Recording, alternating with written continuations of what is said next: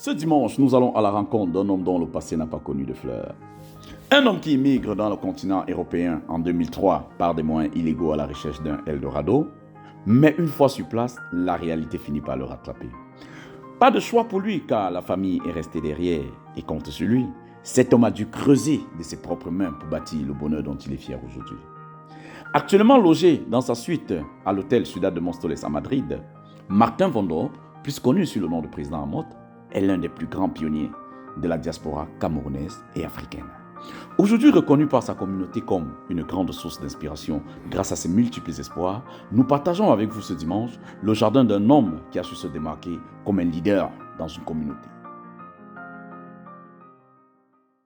Président Amot, bonjour et bienvenue sur notre chaîne Secteur 237. Bonjour Pat, c'est moi qui vous remercie de m'accueillir sur votre chaîne et me donner l'occasion de m'exprimer une fois. Comment vous êtes arrivé en Europe et comment vous avez commencé dans le monde des affaires? Ah ouais, déjà je suis arrivé en Europe, j'étais déjà dans le monde des affaires parce que j'ai commencé les affaires très jeune. J'étais commerçant au Cameroun, je faisais dans la vente des chaussures et je vendais à la casse à Eliguéjoa au Cameroun. Donc je suis un vieux dans ce monde.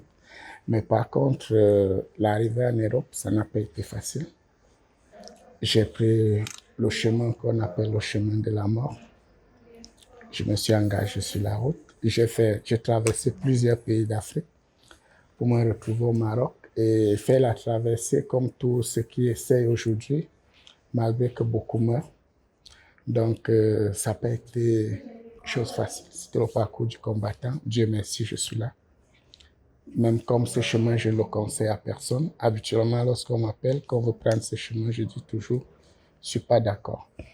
Mais néanmoins, ça a été un bon chemin pour moi parce que c'est le chemin qui m'a permis d'arriver en Europe et de devenir qui je suis aujourd'hui. Aujourd'hui, vous êtes PDG de la CIA, vous êtes le patron de la minicité universitaire Amot. Belle réussite, on peut dire. Aujourd'hui, nous aimerions que vous nous parliez de la CIA. Aujourd'hui, je suis arrivé où je suis, comme vous avez dit, propriétaire des résidences universitaires Amot. C'est un travail de longue haleine, de dur labeur. J'ai dû batailler longtemps, longuement. J'ai travaillé, j'ai économisé et je suis arrivé là. Pas seulement par la réussite de l'Europe, mais par ce que j'ai pu engager au Cameroun dès que je suis arrivé en Europe. Parce qu'il y a beaucoup d'opportunités au Cameroun et les gens les ignorent. On peut faire dans l'achat de terrain, on peut faire des lotissements au Cameroun, on peut faire des immatriculations sans même être propriétaire d'une société immobilière comme je suis aujourd'hui. Nous faisions déjà ça à l'époque et ça rapporte beaucoup d'argent, surtout quand vous tombez sur des familles sérieuses qui vont vous amener à faire de bonnes réalisations, les amener peut-être à immatriculer des hectares de terrain où votre gain sera aussi énorme parce que lorsque vous mettez vos sous, c'est pour gagner aussi. Et donc, j'ai eu cette chance de tomber toujours sur des bonnes familles et des bons projets. Et ça m'a rapporté beaucoup de terrain. Ce qui fait qu'en dehors de ce que vous voyez, la face visible, je suis propriétaire de beaucoup de terrain dans la ville de Yaoundé et ses environs. Il y a un problème qui nous préoccupe vraiment sur le Cameroun, qui est le chômage. Que pensez-vous de cela? Je pense que le problème de chômage, c'est un problème, ça existe partout dans tous les pays du monde. Peut-être qu'au Cameroun, c'est un peu plus accentué. Et ça, c'est pas un problème qui regarde le citoyen lambda. C'est vrai que nous pouvons apporter notre part de contribution à cela, mais c'est au gouvernement de prendre des mesures pour essayer de limiter au maximum ce problème de chômage qui touche la jeunesse camerounaise aujourd'hui et qui est en train de prendre le chemin vers beaucoup de fléaux qui minent la société, qui font beaucoup de mauvaises choses. Donc, le problème de chômage, c'est un problème qui demande la conscientisation du gouvernement dans ce sens, d'essayer de travailler, de créer des emplois, parce que je crois qu'il y a un ministère en charge de cela. ils doivent un peu plus travailler qu'ils ne le font actuellement. Président, aujourd'hui, vous êtes le président de la diaspora. Vous représentez pratiquement la diaspora positive. Que pensez-vous de cette jeune femme qui se prostitue aujourd'hui pour vivre? Est-ce que vous avez un conseil à leur donner? Parce que vous êtes un exemple. La jeunesse vous suit, la jeunesse vous écoute. Que pensez-vous de ça? Quel conseil pouvez-vous donner à cette jeune fille ou à cette jeunesse-là? Bon, déjà, je ne peux pas juger parce que les choix de vie sont libres. Chacun est libre de faire de sa vie ce qu'il entend et ce qui croit être meilleur pour lui.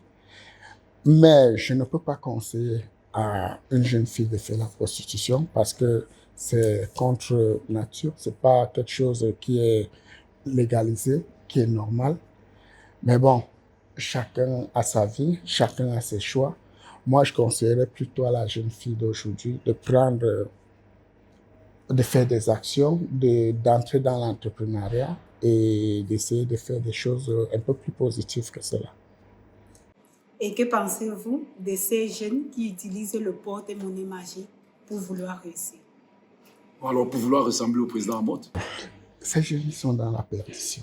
Ils sont dans la perdition. Pourquoi? Parce que moi, personnellement, je ne crois pas que ça existe. Ça n'existe pas parce que si vous allez bien regarder, celui-là même qui dit vous donner le porte-monnaie magique, regardez souvent sa vie. Vous verrez que lui-même, il n'est pas à l'abri du besoin. Si cette personne, on peut dire que bon, il fait, ça ne peut pas marcher avec lui-même. Mais il peut prendre un membre de sa famille ou quelqu'un de son quartier et dire, bon, je te rends riche et tu me rends riche. Pourquoi il n'arrive pas à le faire? Donc, en regardant les choses, les jeunes doivent penser. Il faut beaucoup faire travailler le cerveau. Et c'est dommage parce que la jeunesse d'aujourd'hui ne réfléchit pas beaucoup. Avec plus de réflexion, on peut faire plus de choses et on peut voir le mal de loin. On peut comprendre beaucoup de choses aisément. Parlons maintenant des réseaux sociaux. Pensez-vous que ça aide positivement à la jeunesse africaine? Libre à chacun d'interpréter comme il veut. Moi, pour ma part, je ne trouve pas d'inconvénient. Sauf qu'il y a beaucoup de nos frères qui utilisent très mal les réseaux sociaux. Il y a beaucoup qui utilisent ça à des fins de haine, à des fins de méchanceté, de jalousie, d'aigreur, de sorcellerie, même s'il faut le dire. Donc, ce sont ceux-là qui donnent une mauvaise image aux réseaux sociaux.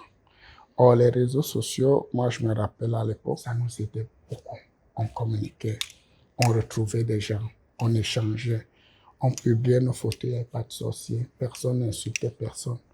Donc, aujourd'hui, ça impacte négativement parce que beaucoup ont fait des réseaux sociaux le temple de la sorcellerie. Il y a beaucoup qui ont quitté le Cameroun, qui étaient des sorciers déjà au pays. Peut-être ils étaient dans leur village, ils se sont retrouvés en Europe. Et comme ils ne peuvent pas exercer au vu au su de tous en Europe, peut-être la police contrôle ou bien je ne sais pas qui. Ils sont obligés d'aller derrière les claviers. Certains se transforment en faux profil, ils insultent les gens, ils disent n'importe quoi. Chacun prend un téléphone, il met devant lui, il se met à insulter, il fait des directs pour dire du n'importe quoi sur les uns et les autres. Et c'est ça qui cause ce problème, qui impacte négativement la jeunesse aujourd'hui.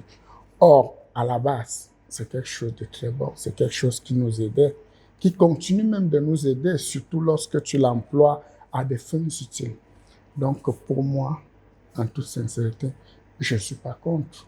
Je me dis que c'est un très bon outil, mais que certains utilisent mal. Président, et nous sommes en train de parler des réseaux sociaux. Que pensent les enfants? Parce que vous avez des grands enfants déjà, des différentes attaques que vous avez sur les réseaux sociaux. Mes grands-enfants, parfois, ils voient, mais connaissant leur papa, ils ne sont pas dérangés. Parce que parfois, j'ai mes enfants qui viennent vers moi, ils disent, papa, on a dit des méchancetés sur toi, mais il ne faut pas les écouter. Ce sont des gens méchants. C'est des enfants très intelligents, donc ils comprennent tout. Et ils passent le temps parfois à me réconforter par rapport à ce qu'ils voient. Et ils connaissent leur père. Ils ont beaucoup d'amour pour moi, donc ça ne me dérange pas à ce niveau.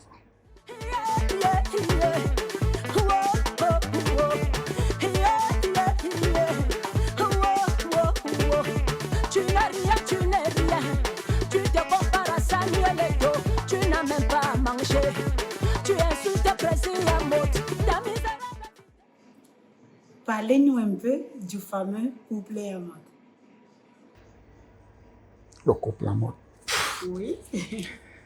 Bon, le couple Amad, c'est un couple comme tous les autres couples que vous connaissez. À la différence que c'est un couple qui était, je dirais même le premier couple camerounais à être soulevé comme couple à l'honneur au Cameroun. Vous voyez? Parce que déjà, à une certaine époque, je me rappelle quand nous on arrivait en Europe, c'était très difficile pour un Camerounais de s'exposer avec sa femme. Lorsqu'on allait dans les soirées, moi j'y allais, je ne sais pas les autres, même déjà à Valencia à l'époque, tu te rappelles. Moi-même, je ne venais pas avec ma femme, je venais rarement. Et beaucoup de nos amis, la majorité, on sortait avec des copines. La femme était à la maison. Donc, lorsque j'ai décidé de commencer une nouvelle vie, j'ai commencé à sortir avec ma femme tous les jours. Et ça agaçait beaucoup mes amis, ça agaçait l'entourage, ça agaçait beaucoup de gens.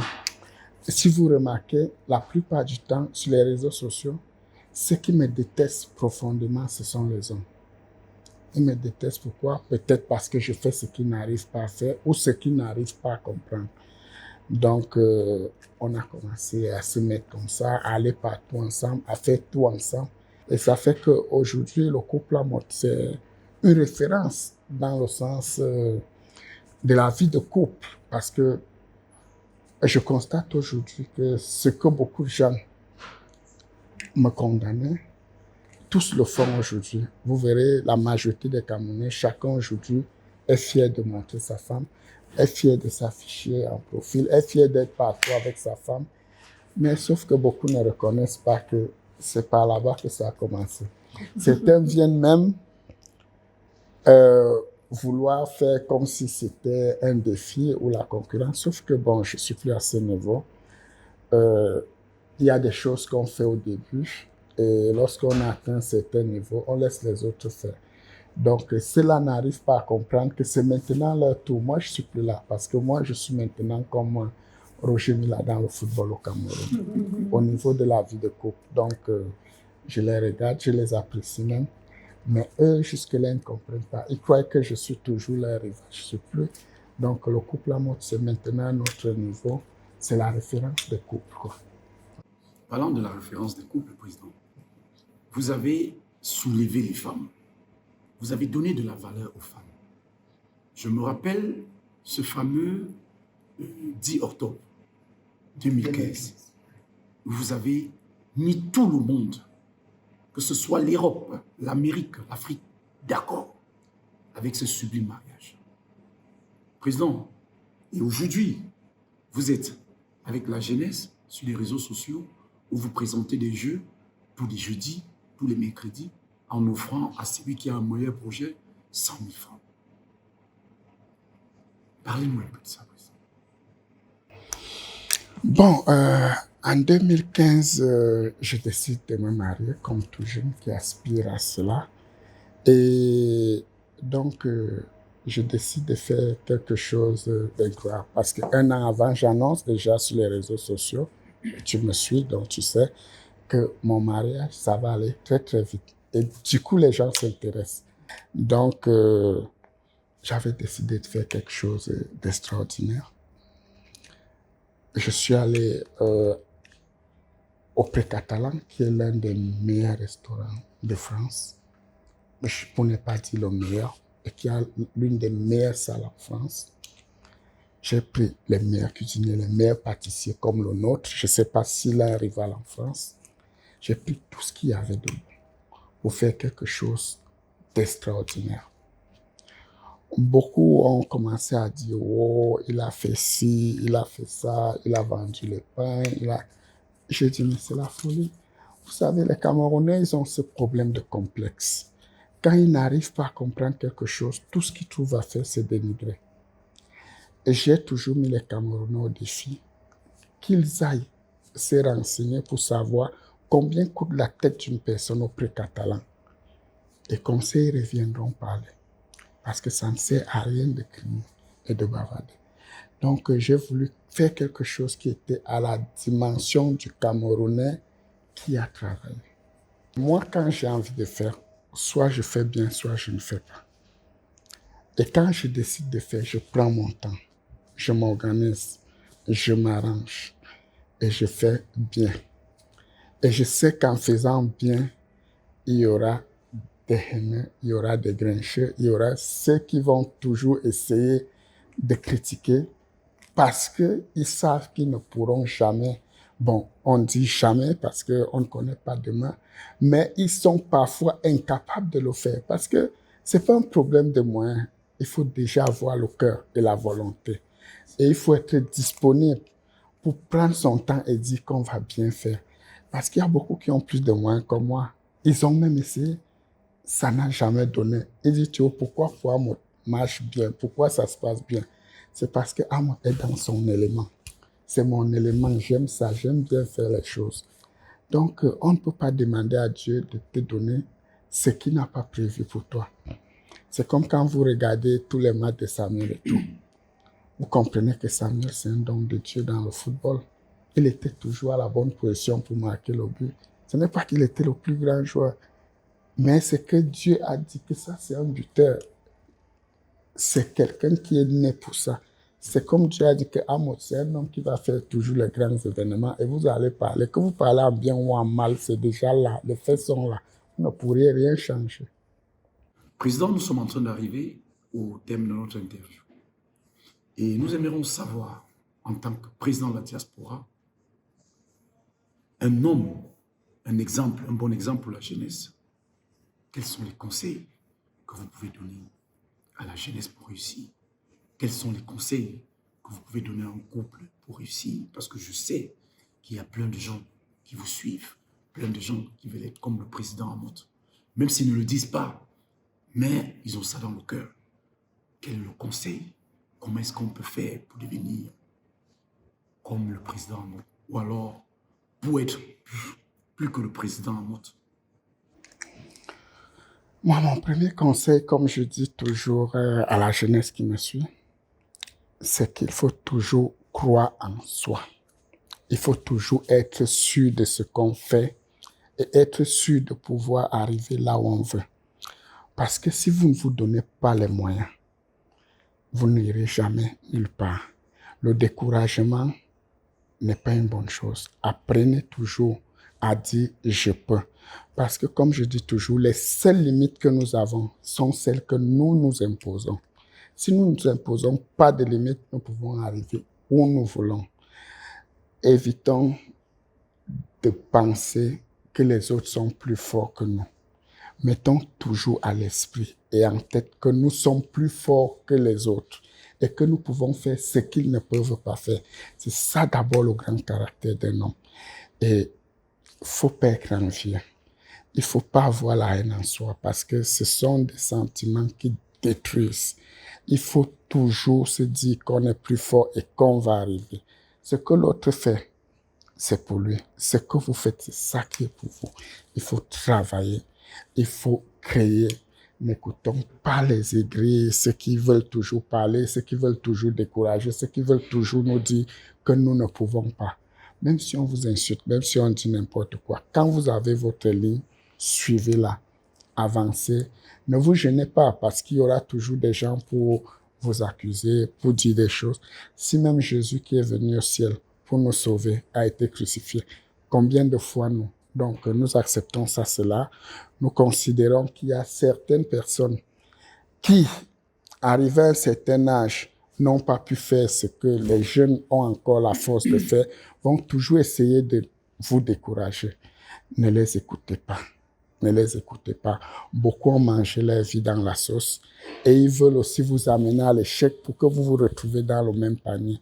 Donc, donnez-vous les moyens d'avancer, travailler, bosser. Ne laissez personne vous décourager. Merci beaucoup, Président Ahmad, d'avoir été avec nous ce soir. C'est moi qui vous remercie de me donner l'occasion de m'exprimer, de dire ce que je pense, de donner quelques conseils à cette jeunesse qui a tant besoin. Donc, grand merci à vous et continuez avec ce beau boulot, cette belle manière de donner la parole aux gens, de faire les gens se libérer. C'est très bien. Je vous remercie énormément. C'est vous qui vous remercie. Merci. Merci à tous nos auditeurs. Nous vous invitons comme ça tous les dimanches sur nos réseaux sociaux, Instagram, Facebook et YouTube. Et sur notre adresse web www.secteur237.com. Merci.